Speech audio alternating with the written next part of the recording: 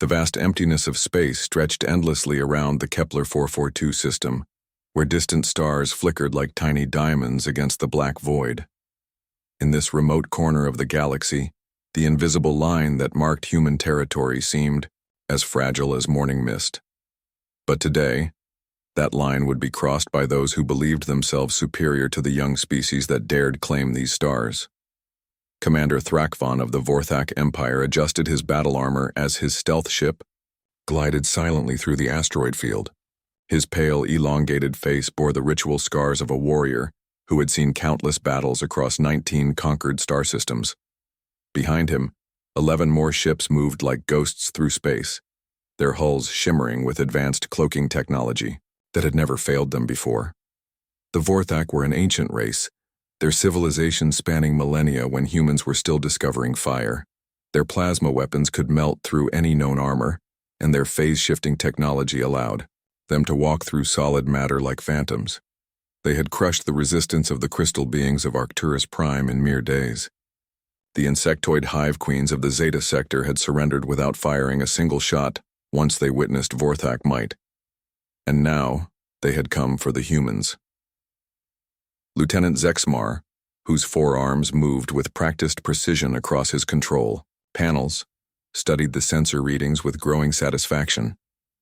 His compound eyes reflected the green glow of his displays as he processed the tactical data. The target was exactly as their intelligence had promised, weak, isolated, and completely unaware of their approach. The human research station shows no signs of military presence, Zexmar reported, his voice carrying the subtle hiss that marked his species. Their technology appears crude by our standards. Basic fusion reactors, primitive communication systems, and what appears to be experimental equipment for studying space phenomena. Thrakvon's mandibles clicked together in the Vorthak equivalent of a smile. Aurora 7 research station hung suspended in the asteroid field like a metal flower, its solar panels catching the distant light of Kepler 442's star. The station looked peaceful, almost innocent, with its scarred hull telling the story of years spent in the harsh environment of space. Tiny maintenance drones buzzed around its exterior, performing routine repairs that spoke of a civilian operation, focused on scientific discovery rather than military might. The Vorthak commander had studied the intelligence reports extensively. Humans were newcomers to galactic civilization, having achieved faster-than-light travel only centuries ago, while other races had been exploring the stars for tens of thousands of years. They were described as emotional, unpredictable, and lacking the discipline that marked truly advanced civilizations. Their technology was cobbled together from borrowed concepts and crude innovations that somehow worked despite violating several principles of proper engineering. Perfect targets for the Vorthak expansion. Sir, the station's crew appears to be conducting routine research operations, reported Sub-Commander Vexhai from the reconnaissance ship. We detect 47 life signs, all appearing to be civilian scientists and support staff. No military vessels in the immediate area, no defense platforms, no warning beacons. They seem completely oblivious to our presence. Through the viewports of his command ship, Thrakvon could see the research station growing larger as they approached. Its design was typical of human engineering, functional but inelegant, with visible repair patches and modifications that suggested constant tinkering and improvement. The humans built things that worked rather than things that looked impressive, a philosophy that the Vorthak found both amusing and contemptible. The plan was simple, as all good plans should be. The Shadow Claws would disable the station's communications and power systems with targeted electromagnetic pulses, then bored through multiple access points. The humans would be given the standard ultimatum: surrender and cooperate with their capture, or face the consequences of resistance. Based on their psychological profiles, the Vorthak expected immediate capitulation once the humans realized the futility of their situation. After all, what could a handful of civilian researchers do against the galaxy's most elite warriors? Thrakvon activated his battlesuit's combat systems, feeling the familiar surge of power as advanced targeting computers came online and weapon systems armed themselves. Around him, his warriors performed final equipment checks with the calm, efficiency of professionals who had never known defeat. Their phase-shifting armor hummed with energy, ready to render them intangible to human weapons. Their plasma rifles held enough concentrated power to cut through the station's hull like paper. The research station continued its peaceful orbit, unaware that death approached on silent wings. Its occupants were probably bent over their instruments and computers, studying stellar phenomena or conducting experiments that would advance human understanding of the universe by incremental degrees. Soon they would learn that knowledge meant nothing when faced with superior force. "All units, prepare for assault," Thrakvan commanded, his voice carrying across the communication channels to every ship in his fleet. "Remember, we need at least some of them alive for intelligence gathering. The Vorthak Empire requires detailed information about human military capabilities and psychological weaknesses." The Shadow Claws moved into attack formation, their sleek forms cutting through space toward their unsuspecting prey. In less than an hour, Aurora 7 would be under Vorthak control, and another species would learn why the ancient empire had never known defeat. None of them suspected that they were flying into the most carefully prepared trap in human military history. The first sign that something was wrong came when the electromagnetic pulse hit Aurora 7 research station. Commander Thrakvan watched with satisfaction as the station's external lights flickered and died, its communication arrays going, silent in the cold vacuum of space. This was how it always began, the sudden loss of power that left their enemies blind, deaf, and helpless. But instead of the expected chaos, something strange happened aboard the human station. Emergency lighting systems activated immediately, bathing the station's corridors in steady red light. Backup power systems hummed to life with mechanical precision. Most unsettling of all, a calm human voice echoed through the station's internal communication system, speaking words that made Thrakvan's mandibles twitch with unease. "Emergency protocol. 7 is now active. All personnel to designated defensive positions. This is not a drill. Repeat, this is not a drill." The voice belonged to Dr. Hyunwoo Kim, the station commander, though the Vorthak warriors did not know his name yet. What they could see through their ship's sensors was a middle-aged human moving through the station's corridors, with the steady composure of someone who had faced danger many times before. His salt and pepper hair was neatly trimmed, and his research uniform bore the subtle wear patterns of a man who preferred practical work to administrative duties. As the Shadow Claws docked with Aurora 7, their boarding tubes extending like metallic tentacles to pierce the station's hull, Thrakvan prepared himself for the usual sequence of events. First would come the screaming, high-pitched sounds of terror as civilians realized their situation. Then the begging, the desperate offers of cooperation in exchange for mercy. Finally, the cowering surrender as the aliens' superior technology overwhelmed any thoughts of resistance. None of those things happened. Lieutenant Zexmar was the first to voice what they were all thinking. "Sir, they are not running away. The humans are moving toward our breach points, not away from them." Through the station's transparent aluminum viewports, the Vorthak could see human figures moving with purpose through the red-lit corridors. Dr. So-Jin Park, a quantum physics researcher whose small frame belied her steady nerves, was doing something impossible with her laboratory equipment. Her hands moved quickly but precisely, rewiring her quantum resonance scanner and connecting it to the station's power grid in ways that made the alien warriors pause in confusion. "What is she building?" Zexmar asked, his forearms hovering uncertainly over his weapon controls. Before anyone could answer, the improvised device hummed to life, creating an energy field that interfered with their phase-shifting armor. The technology that had made Vorthak warriors nearly invincible suddenly began to flicker and fail. Engineer Lee Jin-ho worked at a different kind of preparation. The stocky human moved through the station's maintenance areas with the confidence of someone who knew every pipe, wire, and junction by heart. His welding torch threw bright sparks as he sealed blast doors and created choke points that would force any invaders into narrow corridors.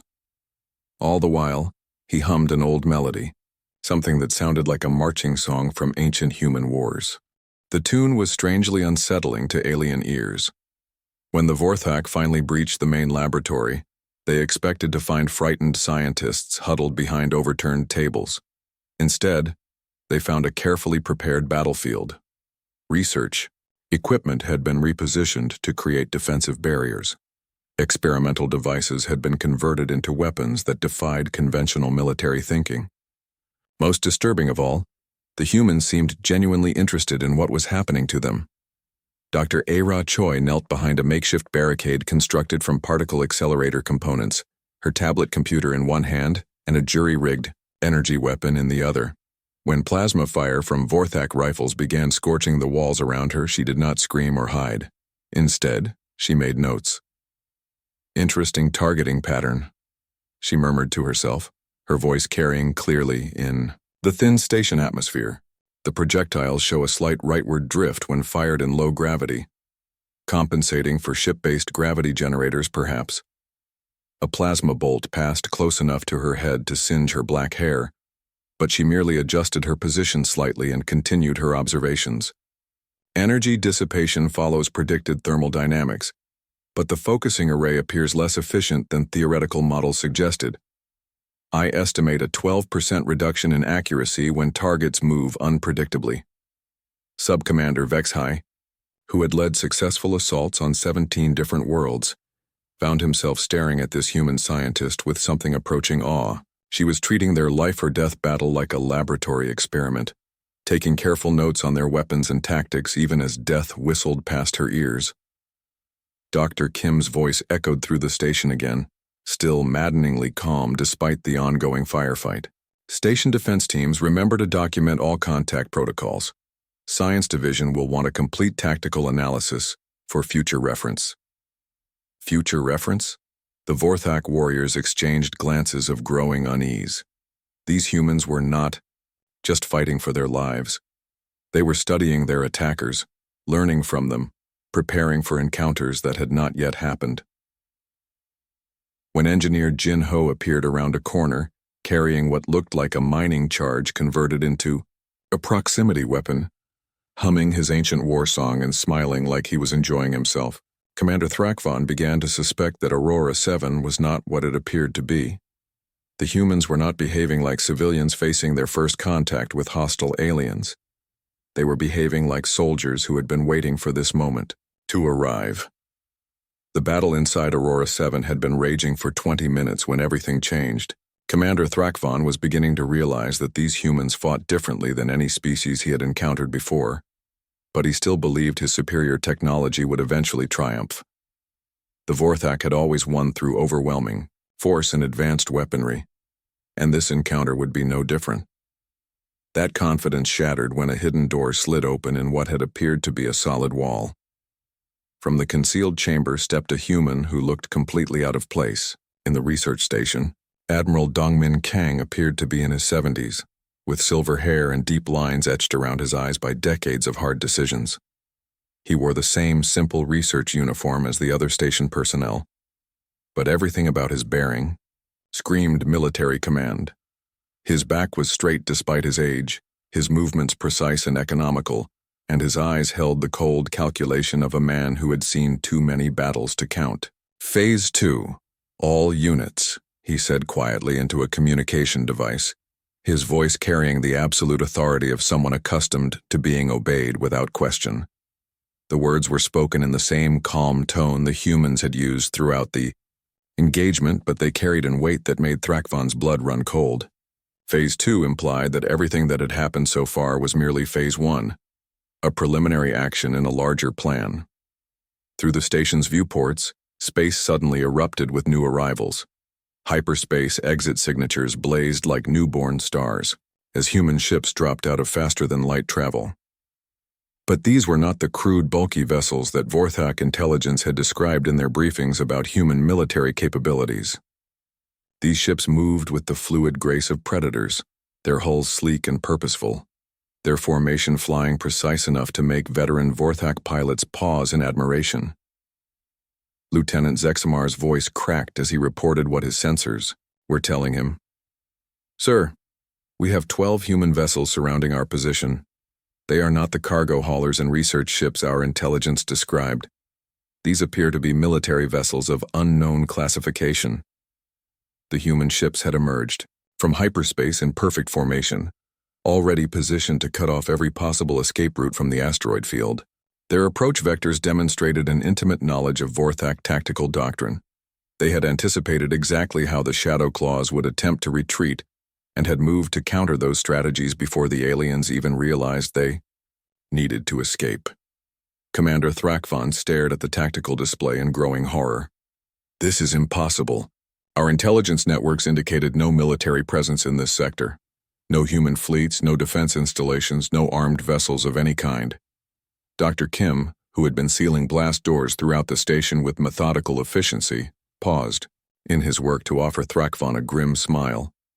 The expression transformed the mild-mannered research station commander into something far more dangerous. Your intelligence was completely accurate, he said, his voice carrying a note of professional satisfaction. There is no military presence in this sector. We are all civilians here, retired civilians. The word retired hung in the air like a weapon. Admiral Kang stepped into the main laboratory, surveying the ongoing firefight with the detached interest of a scientist observing an experiment. Plasma fire from Vorthak weapons continued to scorch the walls, but he seemed completely unconcerned about the danger to his own life. Dr. Choi, how are our guests performing against the defensive scenarios? He asked conversationally, as if discussing the weather rather than a life-or-death battle. Dr. Ara Choi looked up from her notes, plasma burns on her research uniform, but her expression bright with scientific curiosity. Fascinating data, Admiral. Their tactical responses are exactly as predicted by the psychological profiles. Rigid adherence to established doctrine, limited adaptability under pressure, and over-reliance on technological superiority rather than creative problem-solving. Sub-Commander Vexai felt a chill run down his spine as the true nature of their situation became clear. This was not a research station conducting experiments on space phenomena. This was a research station conducting experiments on alien military capabilities, and the Vorthak had volunteered themselves as test subjects. Every piece of equipment that had been converted into an improvised weapon, every defensive position that had been prepared with such efficiency, every calm response to their assault, all of it had been planned in advance. The humans had been waiting for someone exactly like the Vorthak to cross their borders and provide them with live combat data. Engineer Jinho's humming took on a new and sinister meaning. The tune was not just an old war song. It was the sound of a veteran who was enjoying himself because he was finally able to put decades of military experience back to use. Admiral.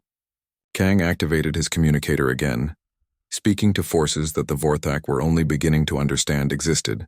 All observation posts, please confirm data collection is proceeding according to schedule. We want complete tactical profiles on their weapon systems, armor capabilities, and command structure before we move to Phase 3. Phase 3. There was going to be a Phase 3. Through the chaos of battle, Commander Thrakvan began to understand that the Shadow Claws had not launched an assault on a defenseless research station. They had walked into the most carefully prepared trap in galactic military history, designed and operated by humans who had spent their entire careers learning how to kill things that considered themselves superior. The hunters had indeed become the hunted, and the worst part was that they were only just beginning to realize how thoroughly they had been outmaneuvered. The battle inside Aurora 7 had become something beyond Commander Thrakvan's worst nightmares. In his long military career, he had faced enemies who were stronger, faster, or more numerous than his forces, but he had never faced an enemy that could turn every single object around them into a weapon of war. Dr. Sojin Park had transformed her quantum physics laboratory into something that belonged in a military arsenal. Her particle accelerator, which had been designed to study the fundamental nature of matter, now fired concentrated beams of energy that could punch through Vorthak armor like it was made of paper. She had somehow reversed the polarity of the magnetic containment fields and increased the power output beyond what should have been possible with civilian equipment. The energy discharge is exceeding safety parameters by 400%, she reported calmly to Admiral Kang, as if discussing a routine experiment rather than a weapon that was systematically destroying an elite alien strike force. I estimate we have 12 more shots before the system overloads completely. But it was engineer Jin Ho who had created the most disturbing weapon of all. The artificial gravity generators that kept the station's crew comfortable had been rewired into something that violated every convention of civilized warfare. With a few adjustments to the field harmonics, he could create crushing gravitational forces in specific areas of the station, trapping Vorthak warriors in fields so intense that their advanced phase armor became useless. Sub-Commander Vex High had been caught in one of these gravity traps while attempting to flank the human defenders. His body was pressed against the floor with such force that he could barely breathe, let alone fight. The worst part was that Jin Ho was still humming his ancient war song while he operated the controls, adjusting the gravitational fields with the casual precision of someone tuning a musical instrument. Please note that the alien exoskeleton shows stress fractures at approximately 3.7 times normal gravity, Dr. Ara Choi announced, still taking notes despite the chaos around her. She had somehow managed to capture a Vorthak warrior, alive, and was conducting an impromptu interview while coordinating the station's defenses. Your species exhibits highly predictable tactical responses, she informed her prisoner with genuine scientific interest. Rigid adherence to established doctrine with minimal adaptation to changing circumstances. From an evolutionary psychology perspective, this suggests a hierarchical society that values conformity over innovation. The captured Vorthak warrior stared at her in horror, not because of what she was saying, but because she was saying it while simultaneously directing other defenders to exploit weaknesses in alien battle formations. Dr. Choi was treating their invasion as both a military engagement and a fascinating research opportunity. The humans had turned everything in their environment into weapons. Reflective panels from the station's solar collection arrays were being used to redirect plasma fire back at the Vorthak attackers. Mining charges from the asteroid processing facility had been converted into proximity bombs that could sense approaching phase-shifted armor. Most disturbing of all, the waste recycling systems had been modified to disperse chemical compounds that interfered with Vorthak respiratory systems. They are using their garbage as a weapon, Lieutenant Zexmar reported, his voice filled with disbelief. They have weaponized their own waste disposal system. Outside the station, the space battle was proving equally impossible to understand. Admiral Kang's fleet was employing tactics that no civilized military would consider acceptable. When one of their ships suffered critical damage from Vorthak plasma fire, instead of retreating to safety, the human crew deliberately steered their vessel into a collision course with a Shadowclaw ship. The damaged human vessel struck the alien ship with enough kinetic energy to cripple both vessels. But the humans had somehow managed to evacuate their crew at the last moment using emergency pods.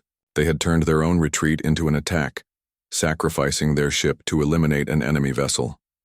Sir, they are treating their own military assets as expendable weapons. Zexmar's voice was barely above a whisper. They are willing to destroy their own ships to damage ours. But it was not just their willingness to sacrifice that made the humans so terrifying. It was their ability to adapt their tactics in real time, based on what they observed about Vorthak behavior. Every formation the aliens used, every standard tactical maneuver they employed, was immediately countered by human ships that seemed to anticipate their moves before they made them. Commander Thrakvon watched in growing horror as his carefully planned assault fell apart. His warriors were being picked off one by one, not by superior technology or overwhelming numbers, but by an enemy that refused to fight according to any recognizable rules of warfare. Another of his soldiers fell to a booby trap constructed from research equipment, a device that should have been studying cosmic radiation, but had been converted into an explosive that targeted the specific frequency signatures of Vorthak armor. The trap had been built by a civilian scientist who probably learned about military explosives from reading technical manuals.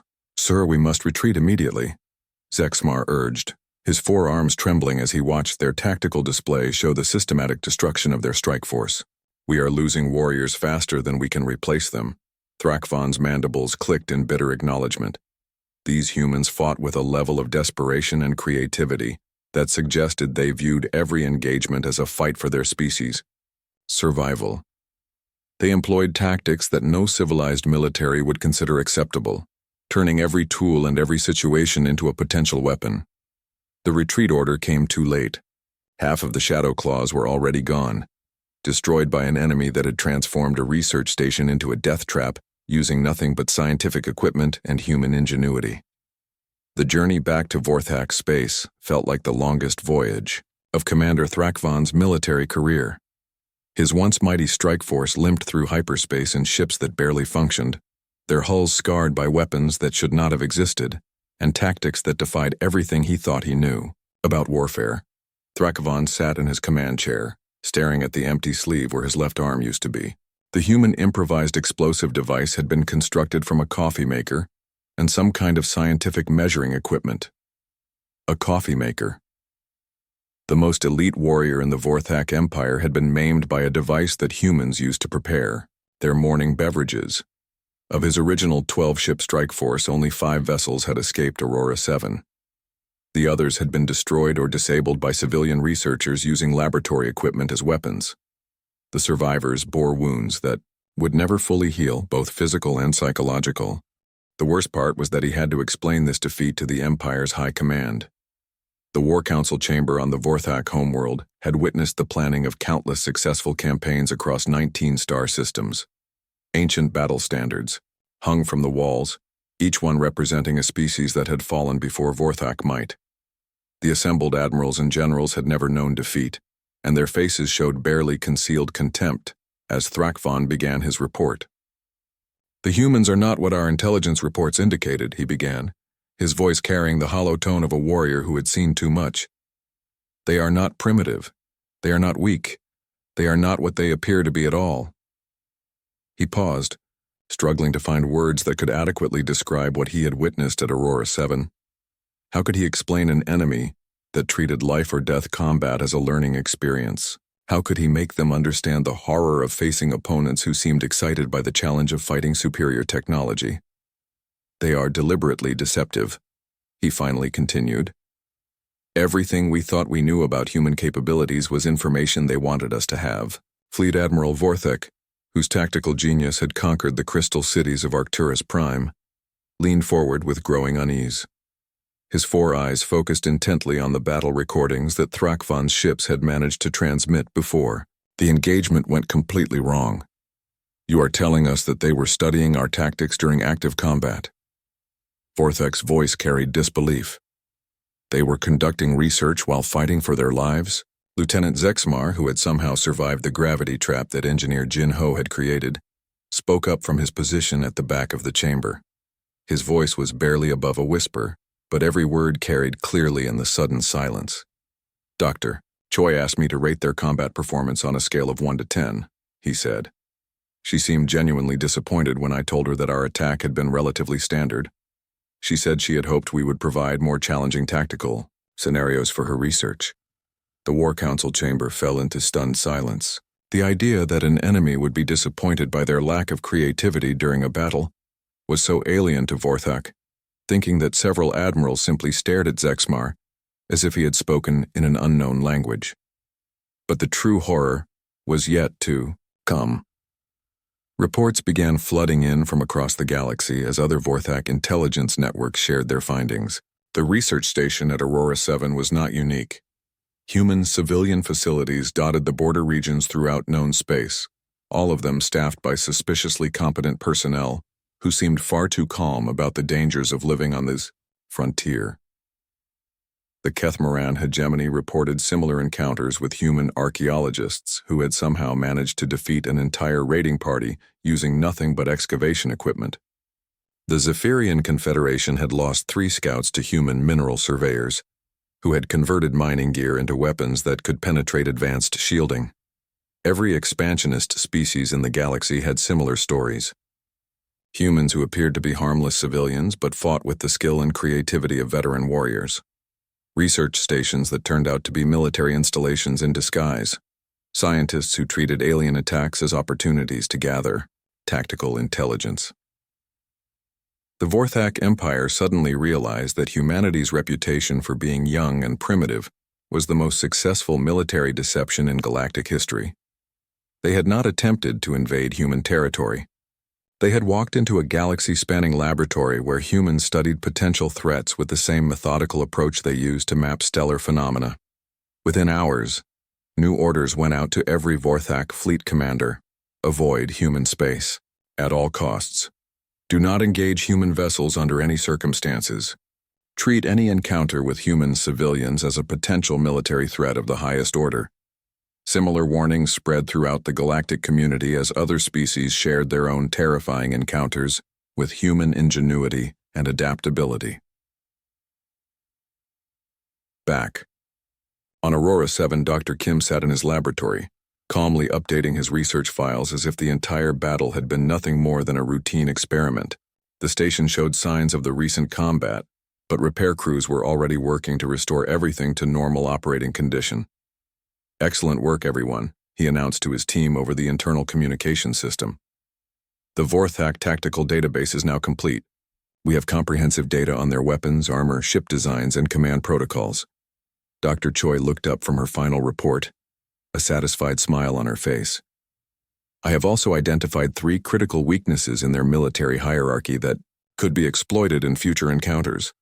Their rigid command structure makes them predictable, and their over-reliance on technology makes them vulnerable to creative countermeasures." She sealed her data files and transmitted them to human military command, knowing that the information would be distributed to every research station throughout human space. The next species that attempted to cross into human territory would find an even more prepared reception. The humans returned to their scientific work, content in the knowledge that word of their true capabilities would spread throughout the galaxy.